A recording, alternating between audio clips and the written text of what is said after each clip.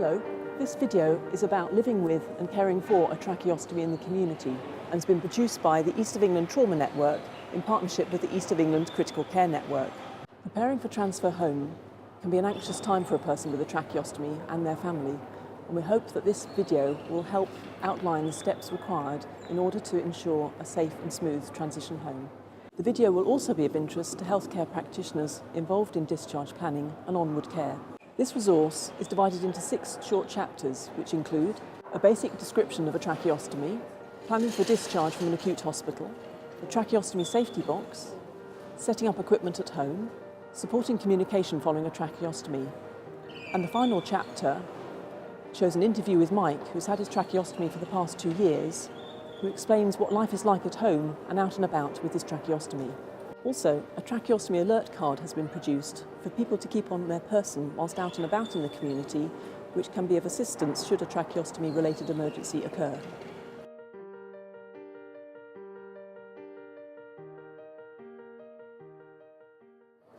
Chapter 1. What is a tracheostomy? In this chapter, we'll find out what a tracheostomy is, the names of the component parts, and why one might be needed. What is a tracheostomy?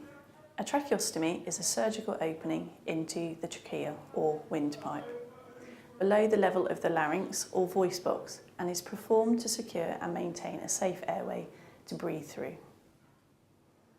A small surgical opening is performed by a tracheostomy specialist into the trachea of the patient. A tracheostomy tube is inserted immediately into the opening and secured in place. A tracheostomy tube is made up of an outer tube, an inner tube, a flange, and it may or may not have a cuff, depending on the reasoning for the tracheostomy tube, and a subglottic port to aid removal of any secretions that have collected on the cuff, but this is not present on all tracheostomy tubes. Someone may need a tracheostomy for a variety of reasons, including following treatment for cancer or after a neurological or respiratory illness causing respiratory difficulty. For a range of helpful information on tracheostomy care, including basic daily care, please visit the National Tracheostomy Safety Project website on www.tracheostomy.org.uk. Chapter 2. Preparing for discharge from hospital to the community. In this chapter, we will look at what preparations need to be made in order to ensure a safe and smooth discharge from the acute hospital into the community. It is essential that everyone is confident in the arrangements made and that communication is effective with everyone involved, including the patient's GP. So we're here today to meet for a discharge planning meeting for you. If we go around the table and then everybody can speak about what they want to go through in terms of their own speciality, and then we'll recap at the end. Is that okay? The people involved in discharge planning will vary according to the patient's overall needs, but may include someone like myself, a tracheostomy specialist practitioner, a nurse who knows the person's day-to-day tracheostomy care needs well, a speech and language therapist who is an expert on communication and swallowing, a dietitian who advises on nutrition, a physiotherapist who gives guidance on breathing exercises and chest management, an occupational therapist who helps maximise the person's independence, as well as working with the physiotherapist on posture and seating, a doctor who will give advice on medical issues and changes. Appropriate members of the receiving community team will also be involved, such as the community care provider. Preparing for discharge into the community is often an anxious time for the patient and their relatives, so involving them in decisions about discharge planning from an early stage can help to alleviate any worries and concerns. One way of accurately sharing important information about the patient's tracheostomy management is to use the Tracheostomy Pass book, or Trache Pass. The Trache Pass details the type of tracheostomy in place, when it is required for changing, current information regarding swallow, eating and drinking, and communication, and any previous issues there may have been with the tracheostomy's management. The discharge process can take a long time to finalise due to the complexities of the patient's needs and the importance of finding the right level of care to support a safe discharge. For some, transfer to a rehabilitation centre may be considered. For others, care in a nursing home with specialist skills may be required, but wherever possible, discharge home with support will be the goal. Now let's consider the key components of a safe discharge. Community support and follow-up is in place. A list of important contacts has been shared. A Tracheostomy Pass document has been filled in. A completed tracheostomy alert card has been issued, which gives step-by-step guidance on what to do if there is an emergency with a tracheostomy. Equipment including a portable suction machine, a nebulizer and daily supplies are in place. Registration with the ambulance service and organisation of SMS text alert has been organised. The electricity board has been contacted to ensure priority reconnection for essential equipment in case of a power cut. A helpful, comprehensive discharge checklist can be found on the East of England Trauma Network website at www.eoetraumanetwork.nhs.uk. Chapter 3. The Tracheostomy Safety Box. Caring for someone with a tracheostomy in the community is slightly different to caring for someone in an acute hospital setting. One thing, however, that doesn't change is the need for a tracheostomy safety box to be with the person at all times. The Tracheostomy Emergency Box should contain the following items as standard. Some additional items may be included according to the individual need. For ease of viewing, I have taken the items out of their packaging, but obviously they will need to be stored in their sterile packs. Here are the basics. Tracheostomy tube, the same size as the patient has already. A tracheostomy tube, a size smaller than the patient has. Tracheostomy inner tubes. A 10mm syringe. Tracheostomy securing tape. Tracheostomy dressing. Paediatric face mask in case of any emergency. Lubricating gel. A pair of gloves. And a pair of scissors. If the patient has an uncuffed tracheostomy and resuscitation is required, it will need to be changed to a tube with a cuff. So a spare cuff tube a size smaller than the patient has in place is necessary. It also makes sense to have the patient's Tracheostomy Pass document in the box plus their tracheostomy alert card when out and about in the community. These will aid those helping the patient to take the correct actions if their tracheostomy needs urgent attention. Chapter 4. Bedside equipment in a community setting. As previously mentioned, people with tracheostomies may be discharged to one of three settings: a rehabilitation unit, a specialist nursing home, or to their own home. The bedside equipment used in each of these places will look broadly similar to that used in the acute hospital, but may look slightly different. Let's see how. Wherever the discharge destination, it is essential that a work surface that is able to be cleaned is allocated for day-to-day tracheostomy equipment. This could be a clinical trolley, such as this one here, or a table with an easy wipe surface. In a home environment, you could also use some form of easy clean storage system, and these can be purchased easily from a high street store, such as this stack of drawers. Maintaining hygiene is extremely important, whatever the care setting. If the person needs help with their tracheostomy care, then thorough hand washing and access to personal protective equipment is essential. This includes clean, disposable gloves and aprons. Appropriate waste disposal is also key.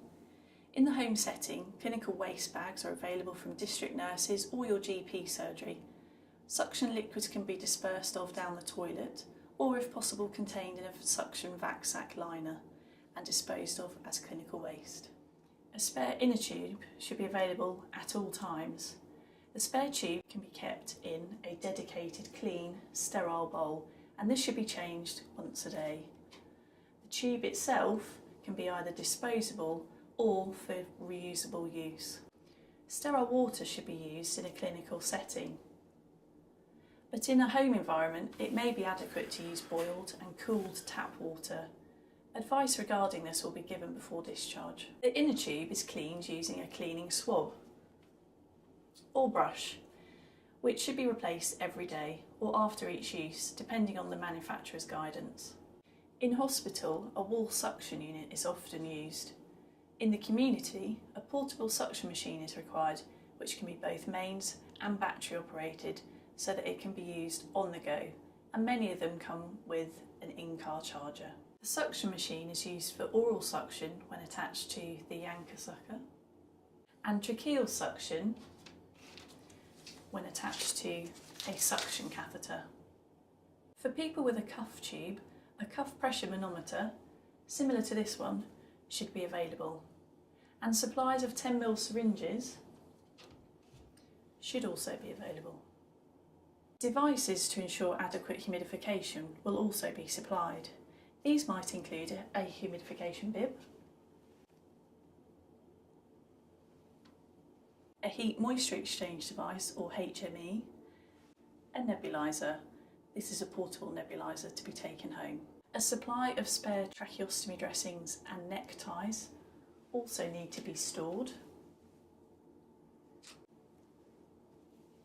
Some lubricating gel, some saline, and some sterile gauze for cleaning the stoma. Some form of barrier cream to protect the skin around the stoma is also useful. For safety while showering, a shower guard is a good idea to prevent water from entering the tracheostomy. Finally, in any setting where care is being delivered, a daily record sheet of this care should be kept at all times. I have an example here of one that can be downloaded from the East of England Trauma Network website at www.eoetraumanetwork.nhs.uk. Chapter 5, Supporting Communication After a Tracheostomy. The speech and language therapist will assess communication to establish the best way for the patient to communicate with their tracheostomy. This may be as simple as using pen and paper, or it could involve using an electronic communication aid. Here is a selection of communication aids that may be considered. Here we have a whiteboard and pen. This is an alphabet chart, or a picture chart which can be personalised to share needs and wants with those around you, may be another option. The patient may wish to use a laptop to type their message. Some communication aids allow you to write a message and the aid then says it out loud. You can get all sorts of apps for tablets which can be used for typing, drawing or setting up personalised communication pages.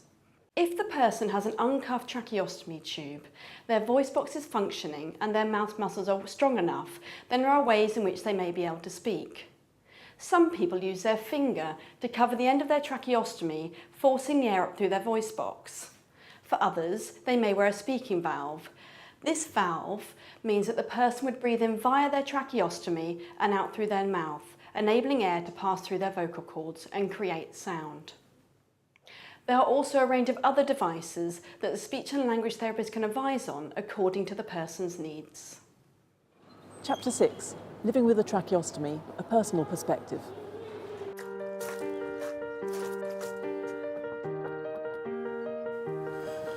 Hi Mike, I'm a tracheostomy specialist nurse, come to do a home visit if that's okay. Yeah, lovely. Please come in, come in. Thank you.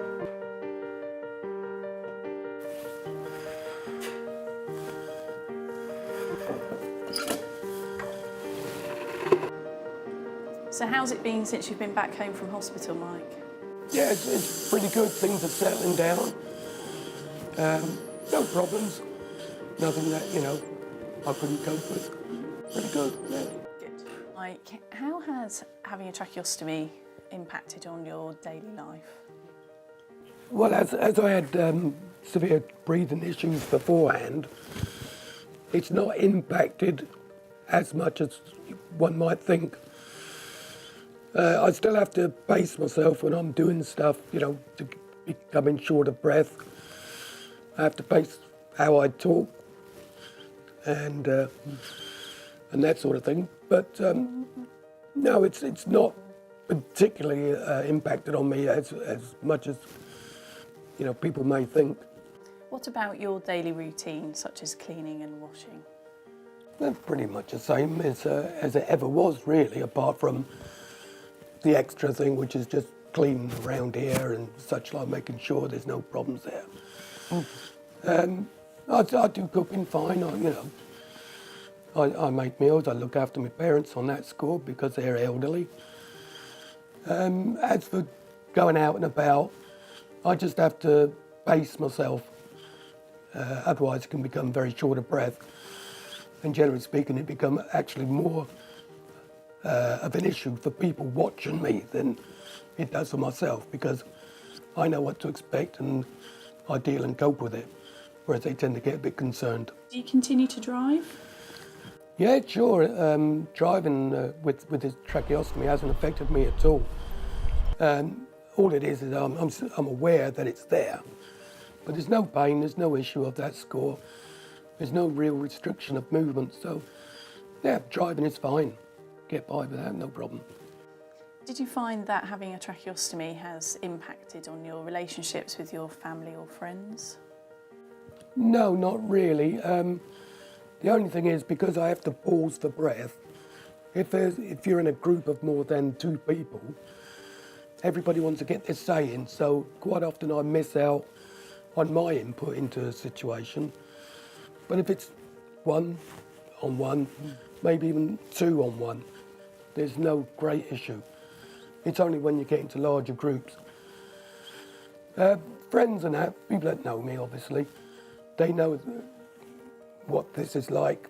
They've seen it, they've experienced what I'm like when I'm trying to talk, so generally speaking, they're fine. And as for strangers and random people, or even shops if you like, they can see the tube I've got here, because mostly I have it uncovered, for ease of using the finger to block the hole so I can talk clearer. They tend to, be good enough to give you the time to speak and articulate what I'm trying to get over. Are there any things that you wish you could do that you are no longer able to? Yeah, I think probably the main one is swimming. Having a hole in your throat is not really conducive to being able to sustain yourself in water. So I have to avoid that. Silly little things like showers. I need a waterproof bib, not very glamorous, but again, it's to prevent water going down into the tube and down into my lungs. Other things, not really, because I'm not that athletic these days. Not on a personal scale for me as such, no. Do you have any general advice for future patients or current patients having a tracheostomy in terms of living with it?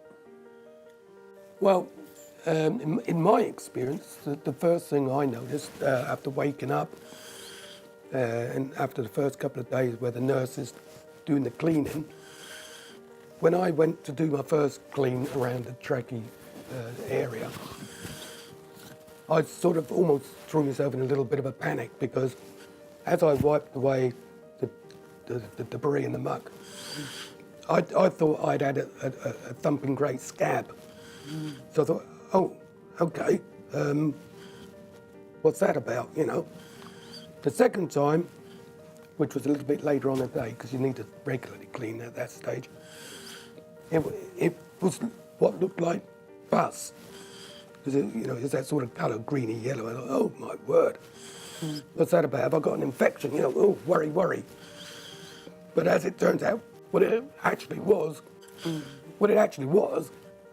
in both instances, was snot. The scab was actually dried, crystallised, and the runny, pussy-looking stuff was where it hadn't yet crystallised. Things like that, did sort of blow in your mind the first time it happened, and it does put you a bit on the back foot. But once you get the handle on what it is, it's no great problem, obviously, because it's not major, it's not a problem, and the nurses are there anyway. So my advice to anybody: make use of the expertise. Don't be afraid to sort of ask questions that you may think are a little bit foolish, but these people, they've seen it all, they've done it all, they've been asked the questions before. There's probably not much you could ask them that they couldn't answer. But the main thing, yes, use the expertise. When you can, talk to people, find out their experiences. The consumables that you will use are provided by the NHS on a re-prescription charge, and that will go through your GP or district nurse team. Yep, that's right. As I said, I've got the initial one waiting for me at home. I order it, and it's all free, and it does actually state on the forms as you order it, these items are free. It goes through my GP, but is paid for by the National Health. So in actual fact, nothing comes out of my own pocket on that score. We've now come to the end of our video about living with and caring for a tracheostomy in the community. We hope you found it helpful, have improved your knowledge and also increased your confidence along the way. Thank you for watching, and don't forget to look at the following websites for more information about tracheostomy care. Goodbye.